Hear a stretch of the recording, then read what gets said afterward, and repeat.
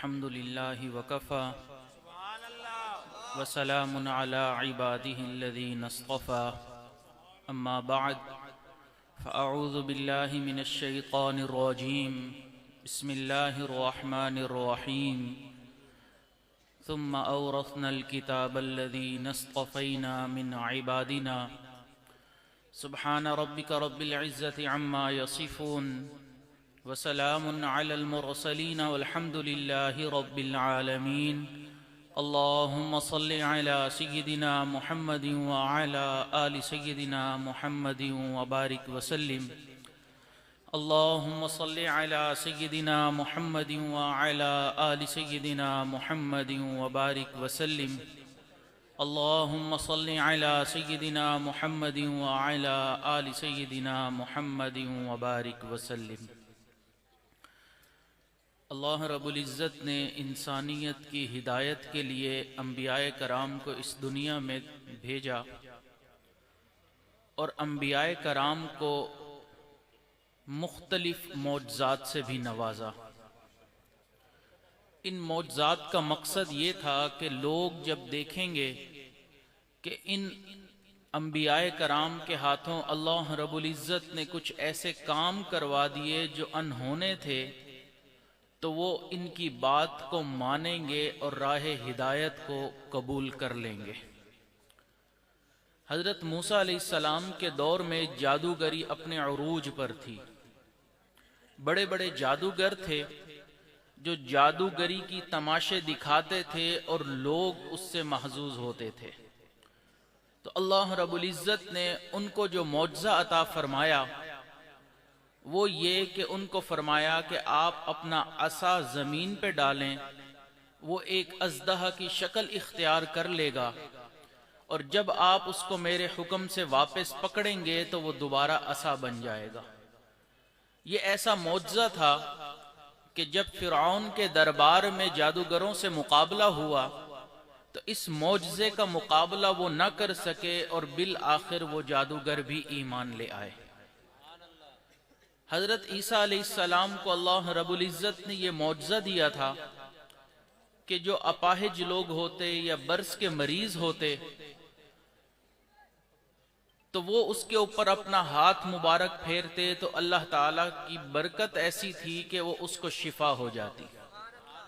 اور ایک معجزہ ایسا تھا کہ وہ مردے کو اگر فرماتے قم بإذن اللہ تو وہ کچھ دیر کے لیے مردہ زندہ ہو جایا کرتا تھا۔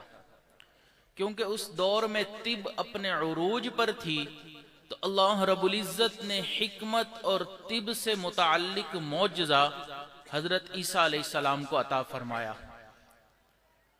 وَأُبْرِئُ الْأَكْمَحَ وَالْأَبْرَصَ وَأُحْيِي الْمَوْتَى بِإِذْنِ اللَّهِ۔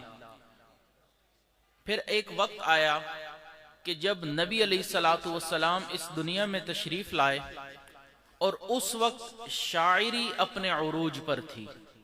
بڑے بڑے شعراء کرام تھے اپنے وقت کے، ایک ہی محفل میں بیٹھے بیٹھے ہزاروں اشعار وہ سنا لیا کرتے تھے۔ ان کو اپنی زبان دانی پر بہت ناز تھا۔ اس ناز اور گمنڈ کی وجہ سے وہ اپنے آپ کو عرب اور باقیوں کو عجم کہا کرتے تھے۔ تو اللہ رب العزت نے اس وقت اپنے محبوب صلی اللہ علیہ وسلم کو معجزہ دیا قرآن مجید کہ یہ معجزہ ہے، اگر تم اس قرآن مجید کی ایک صورت بھی بنا کر لا کر دکھا دو تو مانا جائے گا۔ انہوں نے بڑی کوشش کی لیکن اس قرآن مجید کے معجزے کے سامنے انہوں نے بھی اپنے سر جھکا لیے، گھٹنے ٹیک دیے کہ اس جیسا کلام لکھنے سے ہم قاصر ہیں۔ نبی علیہ السلام کی جو نبوت ہے وہ دائمی ہے، قیامت تک کے لیے نبی علیہ السلام کی نبوت ہے۔ تو آپ صلی اللہ علیہ وسلم کو کچھ ایسے معجزات بھی اللہ نے عطا فرمائے جو قیامت تک ہر انسان اپنی آنکھوں سے دیکھ سکے گا۔ اس میں سے 4 معجزات کا آپ کے سامنے تذکرہ کرنا ہے۔ ایک معجزہ جو اللہ رب العزت نے اپنے محبوب کو عطا فرمایا اور قیامت تک اس کو کوئی ختم نہیں کر سکتا، وہ قرآن عظیم الشان اللہ رب العزت کا کلام ہے۔ اس قرآن مجید کو اللہ رب العزت نے نازل فرمایا اور اس کی حفاظت کا ذمہ بھی خود لیا۔ فرمایا انا نحن نزلنا الذکر وانا لہ لحافظون، اس نصیحت نامے کو ہم نے ہی نازل کیا اور ہم ہی اس کی حفاظت کے ذمہ دار ہیں۔ اس قرآن مجید کو ختم کرنے کی بہت کوششیں کی گئی، کیونکہ غیر جانتا تھا اگر قرآن ختم ہو گیا تو دین ختم ہو جائے گا۔ بڑے بڑے لوگوں نے کوشش کی، بڑی بڑی حکومتوں نے کوشش کی۔ پہلی کوشش تاتاریوں نے کی، انہوں نے اپنے وقت میں جتنے قرآن مجید کے نسخے تھے ان کو لے لیا، اس کے علاوہ دینی کتب کو اکٹھا کر کے دریائے دجلہ اور دریائے فرات کے اندر ڈال دیا۔ چونکہ اس وقت پرنٹنگ پریس نہیں تھے تو ہاتھ کے قلم سے لکھا جاتا تھا، تو 1 مہینے تک دجلہ اور فرات کا پانی کالے رنگ کا ہو کر بہتا رہا۔ ان کا مقصد یہ تھا کہ جب ہم قرآن کو اس طرح دریا میں ڈال دیں گے، دینی کتب کو دریا میں ڈال دیں گے تو دین اسلام ختم ہو جائے گا، قرآن دنیا سے ختم ہو جائے گا۔ لیکن تاتاری دنیا سے ختم ہو گئے، قرآن آج بھی تابندہ اور روشن موجود ہے۔ دوسری کوشش اپنے وقت میں فرنگیوں نے کی۔ جب وہ یہاں پر آئے، ان کی کوشش ہوئی کہ ہم قرآن مجید کو ختم کر دیں، لیکن ان کی حکومتیں ختم ہو گئیں، وہ خود اس دنیا سے مٹ گئے لیکن قرآن کو ختم نہ کر سکے۔ تیسری کوشش کمیونزم نے کی۔ یہ کمیونسٹ تھے، رشیا میں انقلاب لے کر آئے اور 90 سال انہوں نے حکومت کی اور اتنی سختی کی کہ اگر کسی گھر میں قرآن مجید کا صفحہ نکل جاتا یا کوئی گھر کا بندہ قرآن مجید کی تلاوت کرتے ہوئے پکڑا جاتا تو اس کو بھی پھانسی پر لٹکا دیتے اور اس کے اہل و عیال کو بھی پھانسی پر لٹکا دیتے۔ مقصد یہ تھا کہ لوگوں کو قرآن سے دور کر دیا جائے، دین اسلام سے دور کر دیا، پھانسی کے پھندے پر لٹکا دیا۔ اس وقت تک ان کی لاش پھانسی کے پھندے پر لٹک کر تڑپتی رہتی جب تک ٹھنڈی نہ ہو جاتی، تاکہ لوگ اس چیز کو دیکھیں گے تو اپنے بچوں کو عالم بنانے سے ڈریں گے، عالم نہیں بنائیں گے۔ لیکن اس کے باوجود اللہ ایسے لوگوں کو پیدا کرتا رہا جن کے دل میں دین کا درد تھا، وہ پھر بھی اپنے بچوں کو عالم بناتے رہے۔ آج بھی آپ دیکھ لیں کہ پوری دنیا میں ہزاروں لاکھوں کی تعداد میں علماء موجود ہیں، تو ان علماء کو کوئی ختم نہیں کر سکتا۔ تو قرآن محفوظ، قرآن کی تفسیر حدیث محفوظ، ان دونوں جگہ دونوں کی تعلیمات جہاں دی جاتی ہے وہ مدارس محفوظ، اور جو تعلیمات دینے والے ہیں وہ علماء بھی محفوظ رہیں گے۔ ایسا نہیں ہے کہ وقت نہیں آیا، بڑا سخت علماء پر وقت آیا۔ آج بولنے والے تو بول دیتے ہیں کہ علماء نے معاشرے کو کیا دیا۔ یاد رکھیں یہ علماء اور یہ طلباء اس قوم کے، اس امت کے محسن ہیں۔ نبی علیہ الصلوۃ والسلام نے فرمایا کہ عذاب نہ آنے کی کچھ وجوہات ہیں۔ ایک وجہ کہ جب مؤذن اللہ اکبر کہتا ہے، وہ اللہ اکبر کی صدا اللہ کو اتنی پسند آتی ہے کہ اللہ آنے والے عذاب کو ٹال دیا کرتے ہیں۔ دوسرا فرمایا کہ جب مجاہد جہاد کے میدان میں اللہ اکبر تکبیر کا نعرہ لگاتا ہے، اللہ کو یہ آواز اتنی پسند ہے کہ اللہ آنے والے عذاب کو ٹال دیتے ہیں۔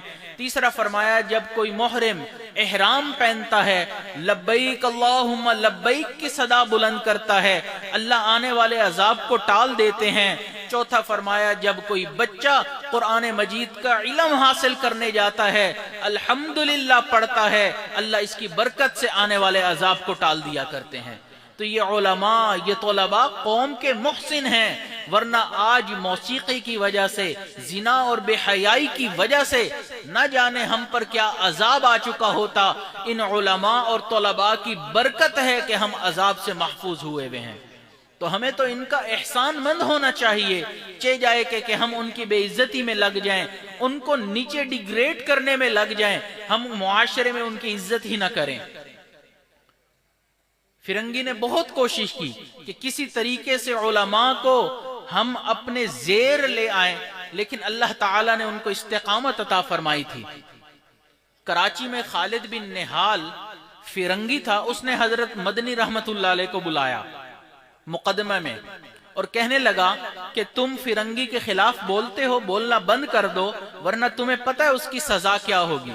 تو حضرت مدنی نے فرمایا، اپنے کندھے پر سفید چادر رکھی ہوئی تھی، اس کی طرف اشارہ کیا، فرمانے لگے کہ یہ سفید کفن ہے، اس کا مطلب یہ ہے کہ میں اگر تمہارے خلاف بولتا ہوں تو تم زیادہ سے زیادہ مجھے موت دے دو گے، پھانسی پر چڑھا دو گے، میں اس کے لیے تیار ہوں۔ تو وہ کہنے لگا کہ جب حکومت کسی کو پھانسی پر چڑھاتی ہے تو وہ کفن بھی خود دیتی ہے، فرمایا میں اپنا کفن لے کر آیا ہوں، تمہارا کفن لینا بھی جائز نہیں سمجھتا۔ یہ وہ لوگ تھے جنہوں نے استقامت کا اظہار کیا اور آج دین ہم تک پہنچا ہے۔ آج آپ کو اسلاف کے خلاف ورغلانے والے سوشل میڈیا پہ بہت مل جائیں گے کہ انہوں نے یہ نہیں کیا، انہوں نے یہ نہیں کیا۔ جب موت سامنے ہو تب دین کے اوپر ڈٹ جانا یہ کوئی چھوٹی بات نہیں ہوتی۔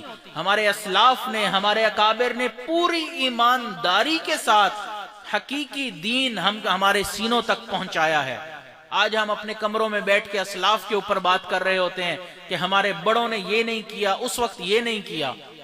ہمارے سامنے چھوٹی سی مصیبت آ جائے ہم اس کو مقابلہ نہیں کر سکتے۔ تو اس لیے یہ علماء قیامت تک رہیں گے، ان مولوی حضرات کو کوئی ختم نہیں کر سکتا۔ لوگوں کو اعتراض ہوتا ہے جی مولوی بن گئے تو کھائیں گے کہاں سے؟ حضرت والد صاحب فرماتے ہیں جہاں سے انبیاء کرام کھایا کرتے تھے وہیں سے یہ علماء اور طلباء بھی کھا لیا کریں گے۔ تو انبیاء کرام کو اللہ کھلاتا تھا، یہ انہی کے وارث ہیں، ان کو بھی اللہ کھلائیں گے۔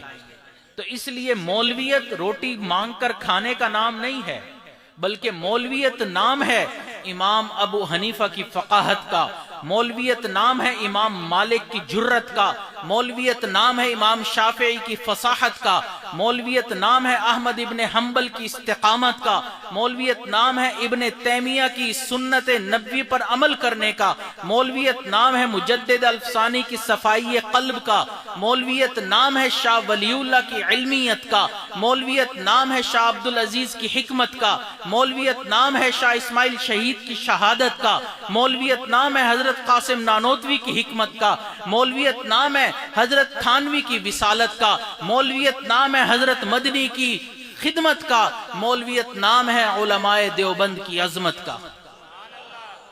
تو یہ اکابرین دیوبند، یہ قافلہ اہل وفا ہے، اس کے ساتھ ہمیں اپنے آپ کو جوڑنا ہے۔ یاد رکھیں نبی علیہ الصلوۃ والسلام جس جگہ ہیں صحابہ کرام بھی اسی منزل پر ہیں، ہمارے اسلاف بھی اسی راستے پر تھے۔ اگر ہم اس قافلہ اہل وفا کے ساتھ جڑ گئے، جہاں یہ پہنچے ہیں ہم بھی وہیں پہنچیں گے۔ ٹرین کا ایک انجن ہوتا ہے، اس کے پیچھے فرسٹ کلاس کا ڈبہ ہوتا ہے، پھر سیکنڈ کلاس کا ڈبہ ہوتا ہے، پھر تھرڈ کلاس کا ڈبہ ہوتا ہے۔ انجن جہاں پہنچتا ہے باقی ڈبے وہیں پہنچتے ہیں۔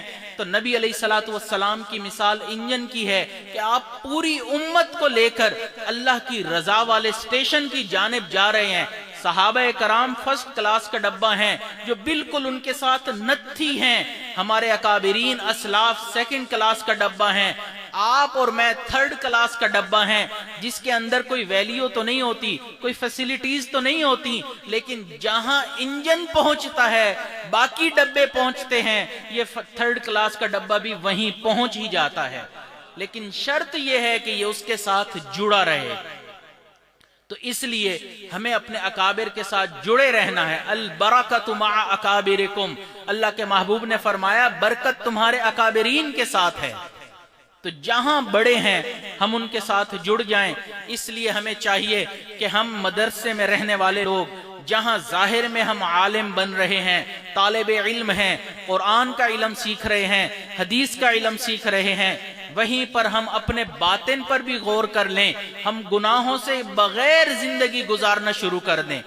جو مدارس اور مساجد میں رہنے والے لوگ ہیں 80-90% تو گناہوں سے ویسی ان کی زندگی پاکیزہ ہوتی ہے، کیونکہ نیک ماحول میں رہ رہے ہوتے ہیں۔ 2%، 3%، 4% کوئی ایسے گناہ ہوتے ہیں جو ان کا پیچھا نہیں چھوڑ رہے ہوتے۔ اگر ان گناہوں سے بھی ہم سچی توبہ کر لیں تو یقیناً ہم اپنے اکابرین کے سامنے قیامت والے دن سرخرو ہو جائیں گے۔ تو اس لیے ہم ان اجتماعات میں آئیں، یہاں اپنے اکابرین کی باتوں کو سنیں، تو یہاں سے واپس لوٹنے کے بعد گھر میں ایک اچھا بیٹا بن کر زندگی گزاریں، ایک اچھا خاوند بن کر زندگی گزاریں، ایک اچھا مومن بن کر زندگی گزاریں، اچھا دوست بن کر زندگی گزاریں، اچھا باپ بن کر زندگی گزاریں قیامت والے دن، تاکہ اللہ رب العزت ہم سے پوچھیں کہ میرے بندے تو نے دنیا میں کیا کیا ہے، تو دنیا میں کیا کر کے آیا ہے، تو ہم کہہ تو سکیں کہ اے اللہ تیرے کعبے کو جبینوں سے بسایا ہم نے، تیرے قرآن کو سینوں سے لگایا ہم نے۔ وآخر دعوانا ان الحمد للہ رب العالمین۔